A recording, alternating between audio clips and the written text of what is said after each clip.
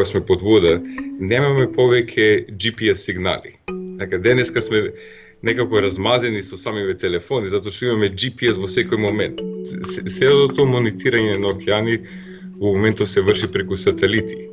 Значи, од озгора се слика како е со камери, што се дешава на самава површина на океанов. Така, и тоа е само, тие знаења ги имаме денеска. Така, меѓутоа ги знаеме што се дешава во првиве 10 сантими од океанот. Под 10 сантими воопшто не знаеме денеска што се дешава.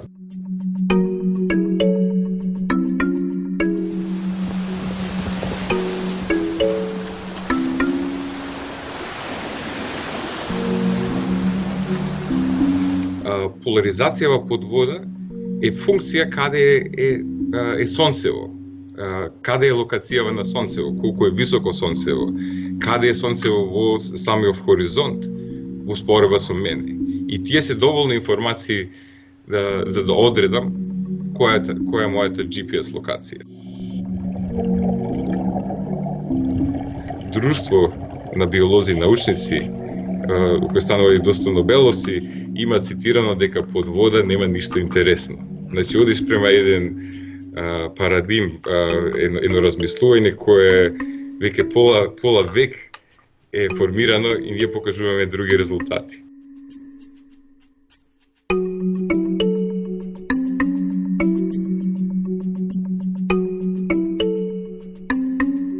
Да замислите овој вид на камера да биде 5 по 5 сантиметри, каде што може да се стави во океан и ги имаш една цела армија на еден вид на вакви сенсори кои може да мерат разни параметри во самиот океан, значи какво е загадување кои се промени во самиот океан, може да сликаат во истовремено, може да замислите како пловат самиве низ океанов, кога ќе најдат некој интересен предмет. Дали е тоа можда некој изгубен авион или некој друг предмет, може да рече во оваа локација има нешто интересно.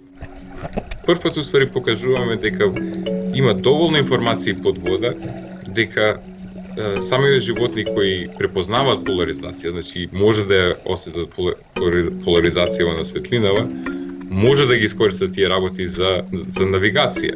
Дали самиве загадување во атмосферава и во водава доведуваат до промена на геолокализацијава, така на самава навигација кај животниве, така да одат во погрешни места, затоа што факти денеска гледаме како ајкули доаѓаат во други места каде што воопшто не биле видени, или јато на китови завршиле посеверно каде што воопшто не биле досега документирани.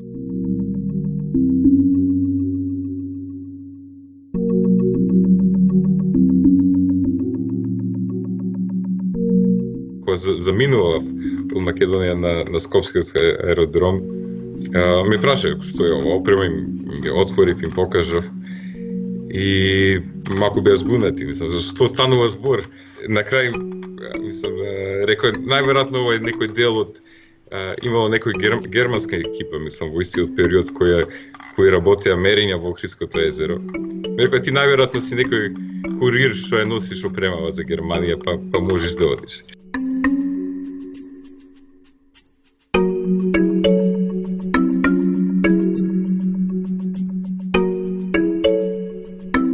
Се надевам, би рекол, година до 2 години, една од поголемите компании ќе го користат овој продукт во склоп на нивните апарати. Значи, тоа ми е така еден краток период што очекувам да се деси. На подолга стаза размислувам за своја стартап компанија, каде што ќе се фокусираме за многу пофундаментално нови апарати за карцинома операции.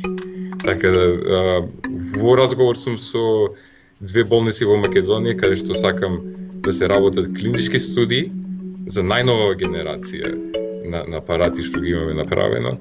Па ќе видиме, тоа е во фаза на разговори, преговори, така.